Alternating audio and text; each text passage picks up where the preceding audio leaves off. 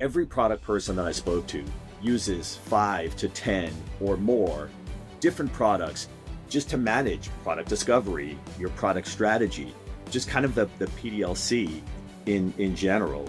So kind of taking that all-in-one approach and really automating, we get it started, and in minutes we're doing a pretty exhaustive customer discovery or product discovery process. So what's happening in the background is the agent is running. If and when we get to the point where maybe one person owns product development because they're leveraging AI, they're maybe using a platform like ours, plus some the AI coding tools really start to mature, because I think vibe coding and these AI coding tools, I think they're nice, they're pretty cool, but they don't do product management. Oh, they skip that part, which is another story. But they also, if you look at the actual output, the code generated, they still don't really do the DevOps CI/CD stuff either at all or well. They don't do the infrastructure part, right? So you're left with code, right? It may work, and it may even be hosted within an AI coding solution. Why should people, busy PM specifically, take the time to listen or watch to this one? I think I would look at it as a small investment that would, with a big return, right? Hello, welcome to Untrapping Product Teams. Here is the channel where you can get the most insights per minute. Today, we have Anthony. He has been in big companies and startups. He worked for Amazon, eBay, Intel, Nissan. Now he founded Velocity PM. So Anthony, welcome to the show. Thank you. Happy to be here, David. So it's very interesting that after being so many places, startups, big corporations, and so on, you decided to create your own company, and you call that Velocity PM. Can you tell us a little bit why Velocity? Yeah, for sure. The best way I can describe it is, this is one of those cases where I was kind of solving my own problem, right? And turned out that tens of thousands, hundreds of thousands of other product people, other product leaders had the same issues. I kind of developed a framework for building products from idea through discovery, definition, build, launch, scale, and use that initially at some of the startups that I worked at. Also brought it to those big companies that you mentioned. I rolled this out at eBay. I rolled it out at Amazon, and obviously had to kind of refine it or customize it a little bit for each individual kind of circumstance, but it worked. So couple of years ago, actually probably closer to a few years ago, was kind of deciding what I wanted to do next, really wanted to do another startup. And it just hit me. I said, hey, turn this framework that I created into a platform. And by the way, timing was great because it kind of coincided with the big boom of generative AI and LLMs. So we were able to build it, purpose built with AI from day one. Nice. It sounds like a nice story. And I want to dig a little bit more into that, because you mentioned you were solving your own problem. And now, talking about problem, what is something that you aim to solve that nobody else is doing it well? Yeah. So I think there's kind of, two or three kind of core, value props or pain points that we focus on. We definitely do a lot, but the few pain points, and again, it started with my experience. And when we started talking to other product people, we saw they had the same. And honestly, the first and foremost is, every product person that I spoke to uses 5 to 10 or more different products just to manage product discovery, your product strategy, just kind of the PDLC in general. So that was kind of the very first thing, is let's make an all-in-one platform, because there's so much inefficiencies and context switching. It's challenging to bounce it around between different tools. And then the other thing that really kind of, rang true with almost everybody that we spoke to is, every product manager knows they need to do product discovery, but they just don't have time because they're focusing on so many things. They're inundated with requests from stakeholders, customers, support, whatever that might be. So kind of taking that all-in-one approach and really automating, and I don't want to say automating to the point that a product person or a product manager doesn't have to look at product discovery. But we get it started, and in minutes, we're doing a pretty exhaustive customer discovery or a product discovery process. So, those along with, again, using AI to kind of be both co-pilot or automated agent to kind of supercharge a product manager. So those are really the key pain points and value proposition, and it's really been resonating with the product managers and product leaders we show it to. Multiple tools and the chaotic life of a product manager. Always more to do than capacity, and then we cut on the things we should not cut. Discovery being one of the big candidates because it's unclear and so on, and becomes fluffy, and then stakeholders say, why are you doing that? Where is my feature? And so on. One thing you touched, it's very important to talk more about it, because you mentioned like there are many tools to handle discovery and so on, and then there's a high cost of context switching. And in this particular case here, PMs, before they start considering a new tool, they will say, one more tool, I'm already flooded with tools. How do you aim to overcome that? Yeah, no, it's a great question, and one that we spent a lot of time on, because we don't want to add to the chaos or add to the stress of a product manager. So the way we look at it is a trade-off that's often made. This isn't the first solution to kind of deal with the all-in-one or several specialized tools, right? Mm-hmm. Every industry, has faced that problem. And the trade-off is usually, okay, I could use 10 different tools that are best in class, or I could use one that does all of them, but it maybe is a 7 out of 10 or a 6 out of 10, right? It's not great. And that's a tough trade-off, right? You get value in having it all together, but you lose maybe the best in class. So from day one, our goal has been every one of the core features or parts of our solution, we do want to be best in class to make it a no-brainer. I mean, why, if we're doing it as good, or in a lot of cases, we believe better than these individual point solutions, but it's all in one place, that's the way we've approached it. Now, look, our platform is still evolving. I can't say everything we do is the best in the industry, but we feel like we're making good strides against that. And the key things that we do, the discovery and really kind of automating a lot of the core PDLC, I do believe today we're best in class there. So that's the approach we've taken. All right. So you want to be best in class in the product life cycle. And if you are watching this right now, I can imagine you're saying, how? There are a lot of tools there.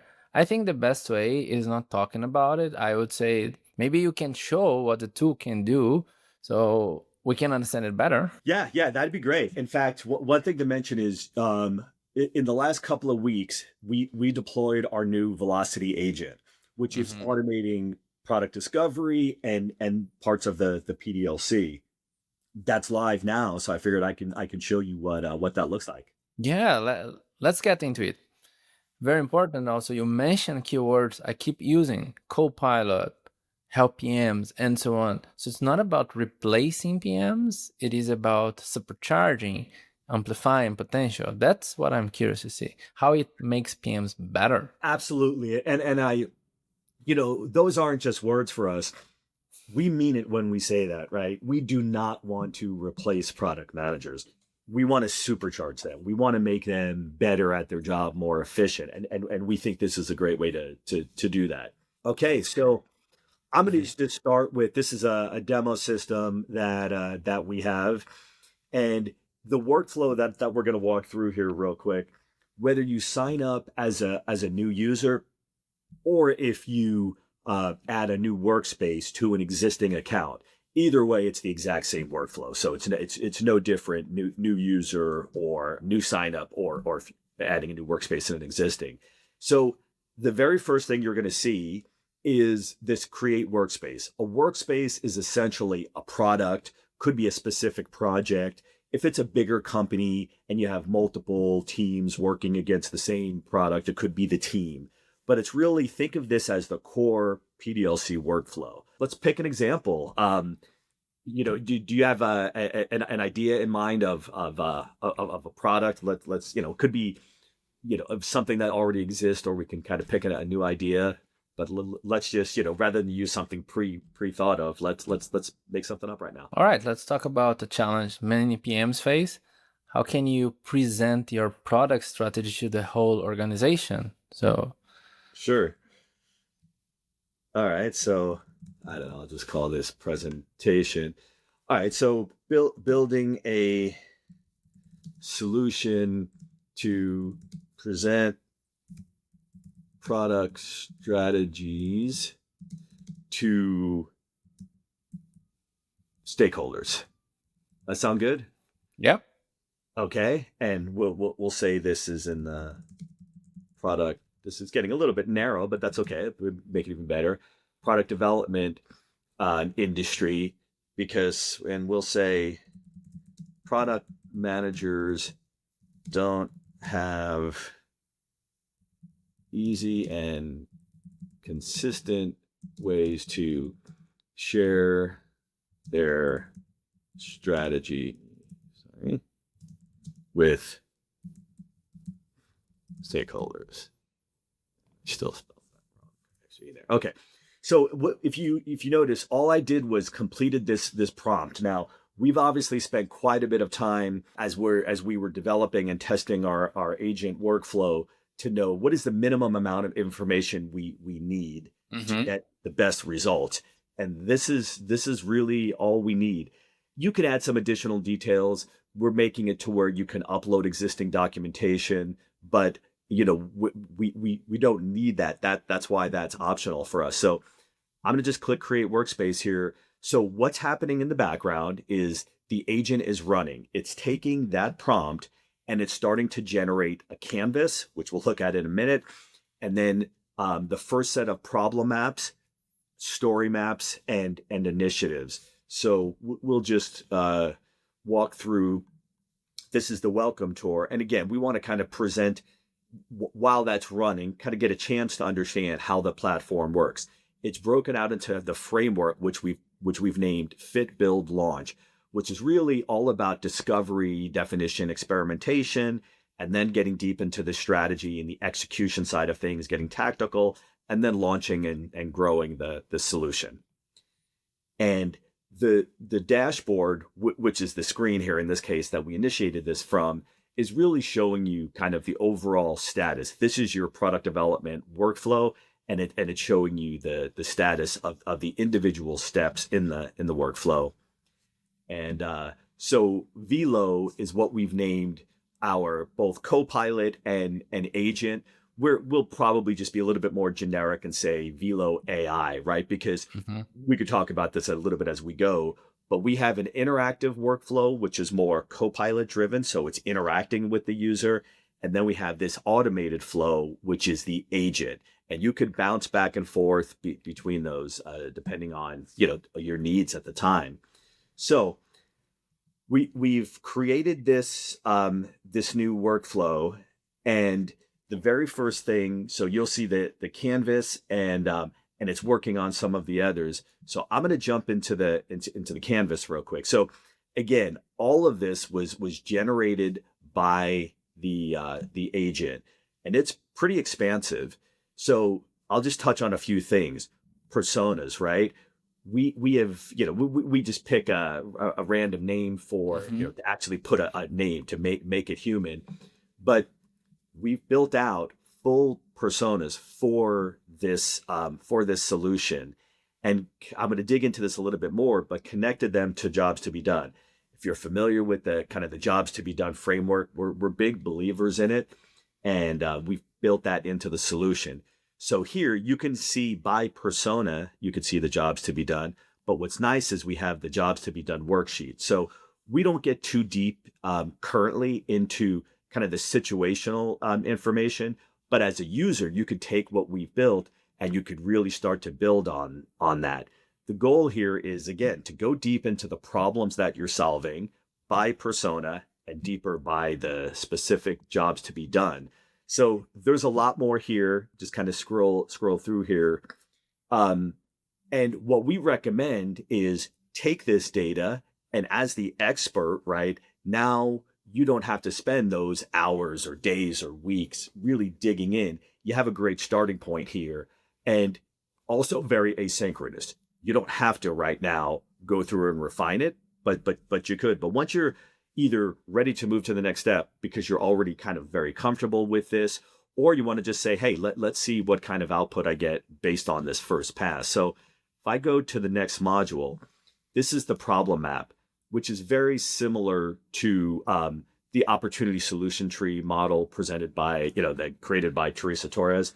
Again, big believers in that. So we kind of took like our take on that same concept.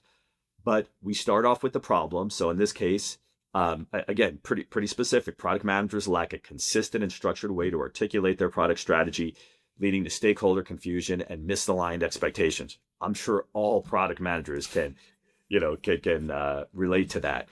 Then we come up with an outcome. This is not a solution to build. This is a quantitative and both quantitative and qualitative outcome. Then we get a little bit deeper into an opportunity. We present an experiment that we suggest the user could run, and then some initiatives. So from there, the next module is story mapping. So for everyone, and in that first pass, we create 12 initiatives. For every one of those initiatives, we've created a story map.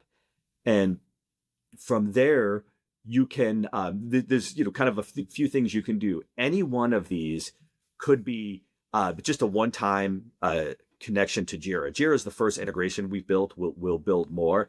But once you connect it the first time to Jira, every time you come in here, you could generate a user story.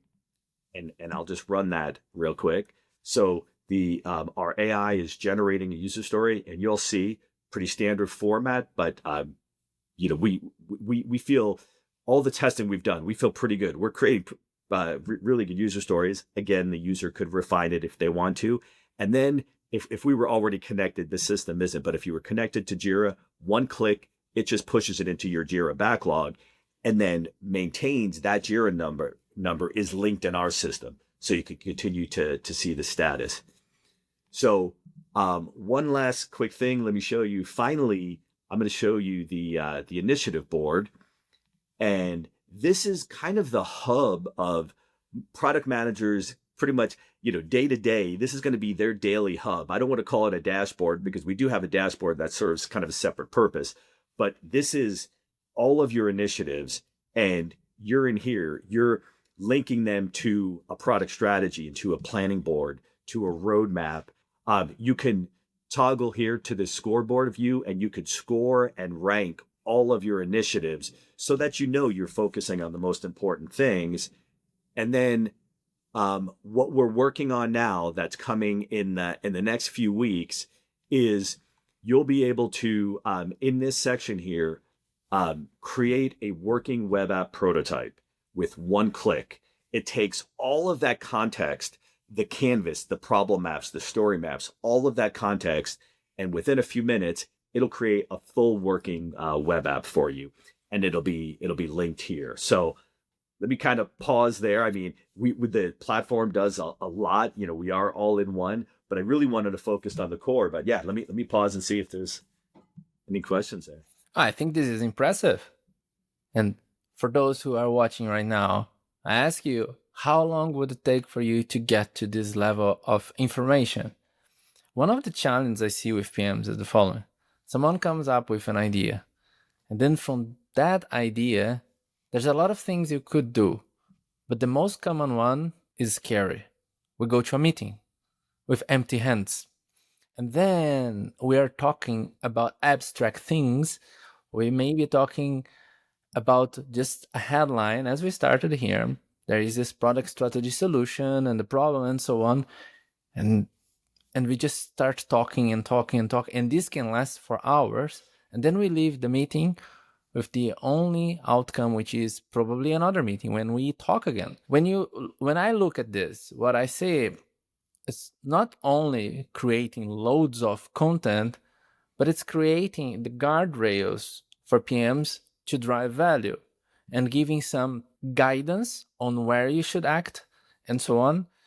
And as I see everything here, it's possible to change and adapt and so on. I would say let's take this as a suggestion, because it's always easier to improve if we have something to criticize, to get inspired by, and then we make it better. So that's what I like about the tool. Yeah, no, and I agree. And what we love about the approach that especially now that we've just launched this agent, is the ability to kind of bounce back and forth between automated and interactive, because that is how product managers work, right? This is a very asynchronous and iterative process, right? We know you're constantly bouncing around. So to your point, this gives you a great starting point, because it is easier to kind of refine and take something and kind of, run with it rather than start from blank slate. But you may decide you do want to define more problems. Maybe, maybe you're in a later stage. Your product has been in market for 3 months, 6 months, years. And okay, you're hearing from users, what are some of the new problems that you want to start tackling now? So you could just completely create this manually, enter it yourself, or you can use our Copilot. And if you look up here, it's generating a problem. So we're now looking for the next problem, right? And this is around achieving stakeholder buy-in, right? So first you were communicating, right? How do we communicate to this? But now the very next step is how do we get buy-in? And the way the interactive Copilot works is we suggest data, you can edit it or accept it as is, and then you kind of keep going through this process. That's why I say it's very, very iterative. And again, this is still leveraging the Canvas data, and every piece of data that is generated or entered by a user, we continue to leverage that data and to build insights and your foundation for everything you do going forward. So I just wanted to take a minute to show you that, because every tool or every step in the product development lifecycle, everything that we've developed in the platform, it's not a once and done. You can continually go back and use this. And again, you can create 1,000 problem maps here if you needed to. And it just continues to build on the foundation of data that we have. Very curious about it. Just kind of tying things up with the, and let me actually drag this up to the top to make it easier to view. So these are all just multiple workspaces that we've created. And, but so for this one, right? So the canvas is done. Again, it's iterative. Doesn't mean you'll never go back to it, but the cards have been completed, right? So we've marked that as done. The rest of these, or at least the ones that we've worked on so far, have marked as in progress, right? Because you're going to continue to problem map and story map. So this is kind of more of the dashboard view, the progress of your workspace, where the initiative board, again, we kind of call it the tactical hub, because this is where you're spending so much of your time. I think this can help a lot. What I see happening right now is that PMs do have multiple tools, and that complicates decision making. For example, they spend a lot of time on Jira, but they don't have the strategic part there. They may have a little bit of discovery there, but it's not clear. And then to prioritize, they may use something else. Maybe there is a spreadsheet, there is some way of ranking and so on. But it takes a lot of time to understand what we should work on and so on. What I tell many PMs is like, it's a continuous diverge and converge. So if we have a new problem we want to tackle, let's diverge. Let's explore multiple problems now, and then we converge into one we want to move on. But the thing is, how do we get there? And if we have the right constraints, actually it's good. It simplifies decision making. And what I'm seeing here is a mindful use of AI, because there are many uses of AI I don't support very much, because it just creates things. It doesn't mean that it will help you. But in this case, you can still adapt and so on and create your own ideas and keep moving on. So it sounds really promising. Thank you. Yeah, I mean, what I can't say enough is, we're product people building for product people, right? Like, this is our tribe, right? We love building products. We love making it easier, making a better situation for other product teams to build. So it's what we're passionate about. And again, I say that a lot. We're product people building for product people. Right. Then let's talk about some things regarding product people. Like you're trying to solve a lot of challenges here, but you talk to many PMs to build that. You are a PM yourself. So what is the biggest challenge of being a PM right now? Yeah, great question. I think I have kind of a 1A and a 1B. So and they kind of tie together. Um, Definitely from a kind of a more tactical approach, it is just not having time and support and resources to do product discovery. That's been a challenge my entire career, and it's been very timely. Again, we've run surveys, we've talked to product managers, and we hear that a lot. I think the maybe the bigger, more kind of strategic issue, maybe even existential type issue, is yeah, how do we use AI to do product management better? One of the things that kind of, I don't know, frustrates or just kind of, baffles me is a big push to, hey, let's just build agents for everything as an individual product manager.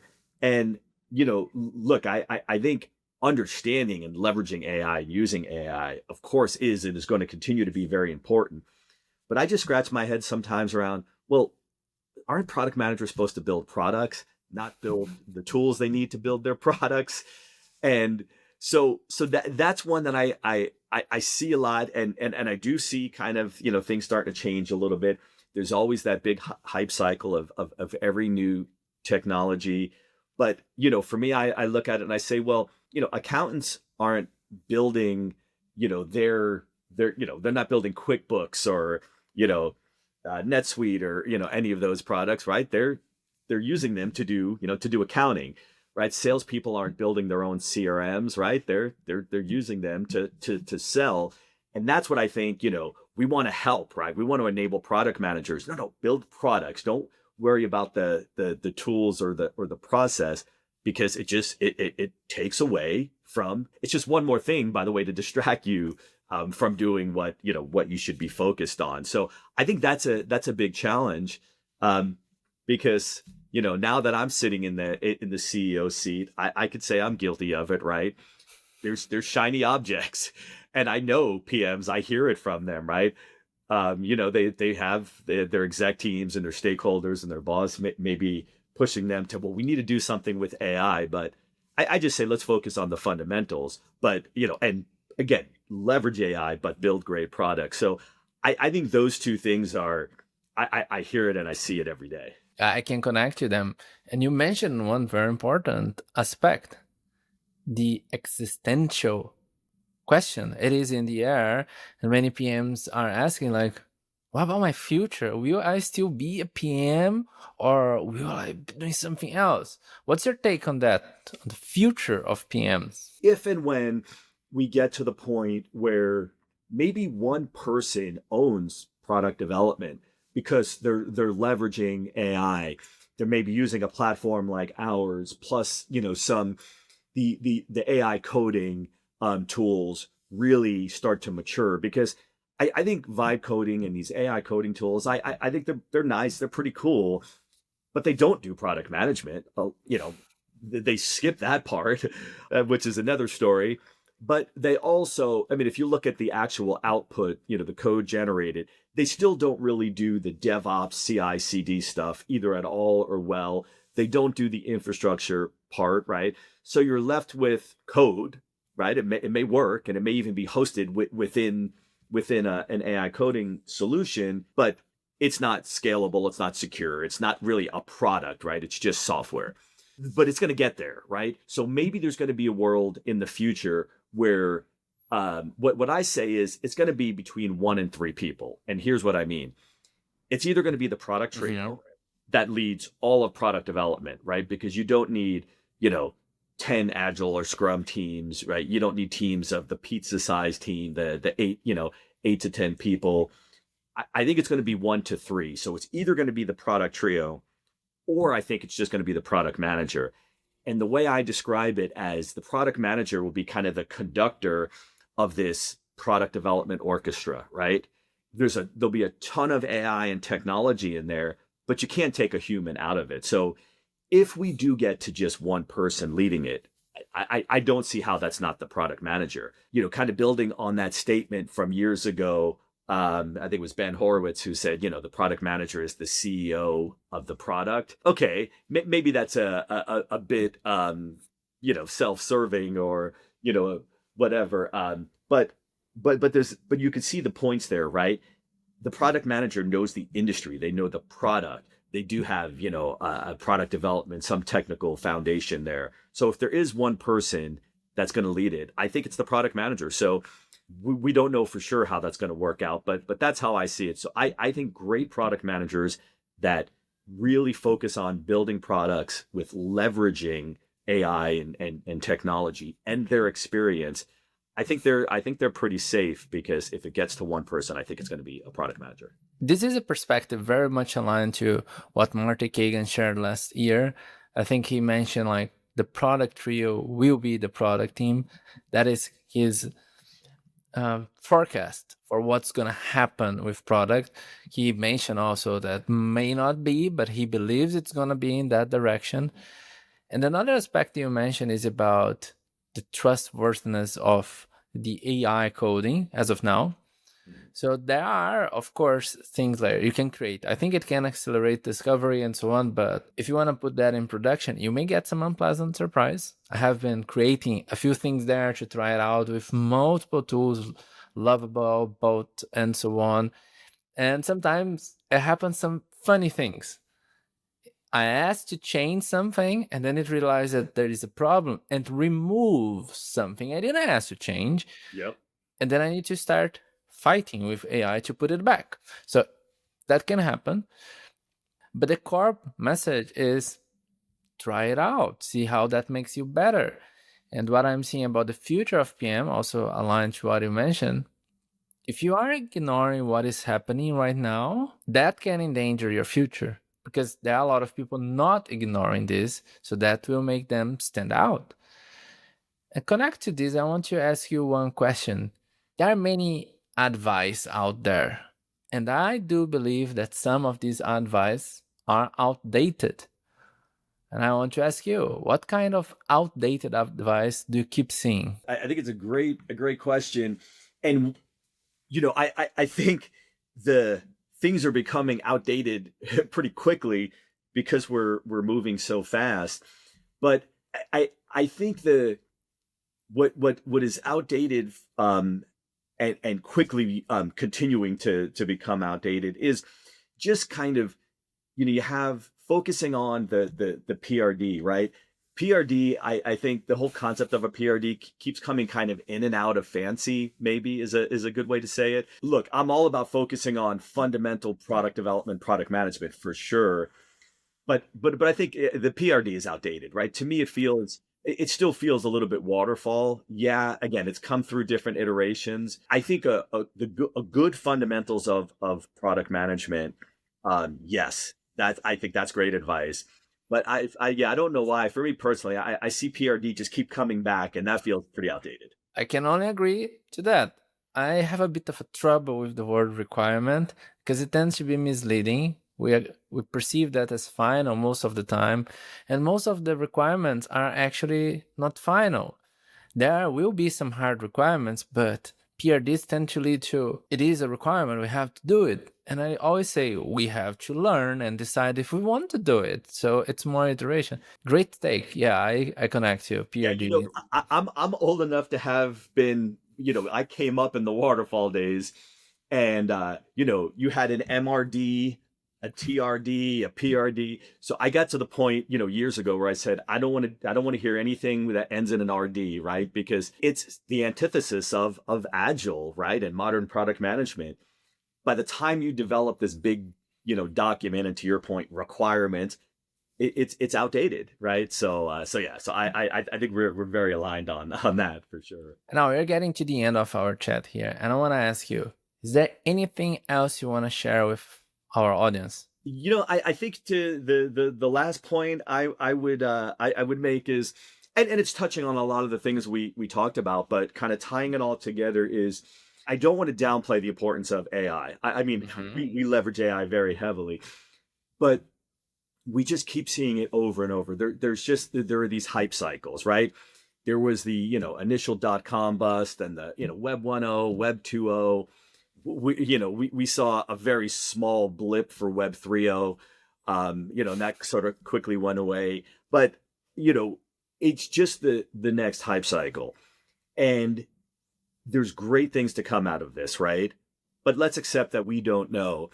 If you really follow a lot of the kind of the research around AI, we're starting to hear that maybe this isn't even a sustainable model, right?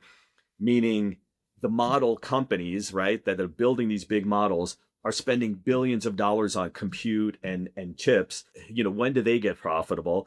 And then there's all these companies built on top of those models that are paying way, way less than what, maybe good fundamental business sense would say they should be charging, because they're going to be operating at a loss for a while. So again, part of me says, is this the .com bust all over again, right? Now, I'm not a doom, I'm not a doomer, right? I'm not creating a doomsday scenario. What I'm saying is leverage AI, understand AI, but let's continue to build great products. And what's in our control as product managers, we need to focus on building the right product, solving the right problems, focusing on personas and jobs to be done, right?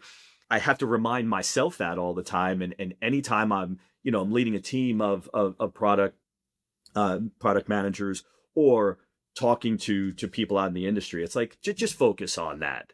And whatever happens with this next hype cycle, which is AI, if you're building great products, if you're building things that your customers love because you're solving real problems for them, you're going to be successful. And there may be some rough times, as again, we don't know, right?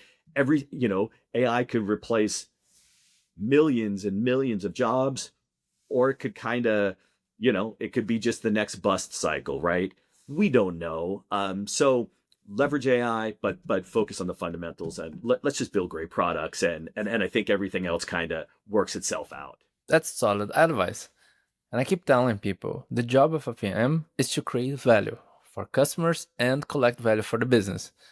Use AI when you should, but keep in mind, what is the objective of your job? That didn't change, and that won't change. So, Anthony, how could people learn more about you and Velocity? Yeah, so please connect with me on LinkedIn. I'm really active between posting and commenting and responding. I love connecting with product people, anybody on LinkedIn. So at Anthony Argenziano, I assumed they can just see kind of the spelling of my name from there. So Anthony Argenziano on LinkedIn. And of course, we would love product managers to check out the platform, sign up for a free trial. There's no credit card required to sign up. We want to make it as easy as we can to get people on there and checking it out. So that's velocitypm.com is the website. From there, you can sign up for a free trial, and that's velocity with an I instead of a Y. velocitypm.com. Thanks a lot for that. All the links will be here so people can find easier. And one thing I want to tell for those listening or watching to this, if you have this chance of connecting to a founder and CEO of a new tool, do it. Most of the PMs use big tools like Jira, Amplitude, Mixpanel. You have little chance of talking to those building the product. So use your influence here. He just opened the door, so I recommend you to take it. Thank you. Yeah, we love to hear from people, and I interact daily with product managers, so love that. Thank you. So I hope you have enjoyed this episode. Subscribe to the channel so you're gonna get more. We have a great lineup, and you're gonna hear more tips based on reality, not fantasy. Let's keep rocking the product road together.